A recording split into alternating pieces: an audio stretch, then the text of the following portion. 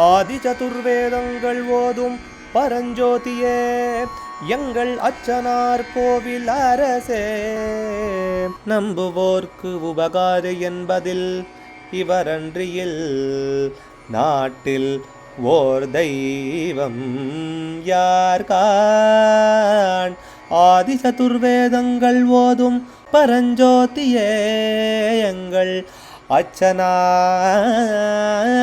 கோவில் அரசே. சுவாமியே சரணமையப்பா. அச்சங்கோயில் அரசே சரணமையப்பா. பகவானுடைய 120வது திருப்பெயர் நாமா தராத்தியக்ஷாய நமஹ. தரணியின் தலைவனுக்கு நமஸ்காரம். தரணின்னு சொல்லி சொன்னால் உலகம், அதற்கு தலைவனாக இருக்கிறவர்னு இருக்குது. அதனால தான் கம்பரும் அழகிலா விளையாட்டுடையாரவர் தலைவர் அன்னவர்க்கே சரணாங்களேன்னு சொன்னார். இந்த உலகத்துக்கெல்லாம் தலைவராக இருக்கிறது பகவான் தாங்கிறது இந்த சிருஷ்டியை பார்த்தாலே புரிஞ்சுக்கலாம்.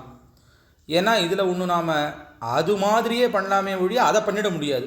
எதா வேணால் இருக்கட்டும், இந்த சரீரத்துலேருந்து ஆரம்பித்து எது வேணால் இருக்கட்டும், அவர் பண்ணின ஒரு வர்ணங்களோ ஒரு இயற்கையோ இந்த அதனால தான் பிரம்மசூத்திரத்திலேருந்து எல்லாருமே பகவான் ஒருத்தன் இருக்கான் அப்படின்னு சொல்லும்போது இந்த சிருஷ்டியை உதாரணித்து தான் மற்றதெல்லாம் சொல்கிறது.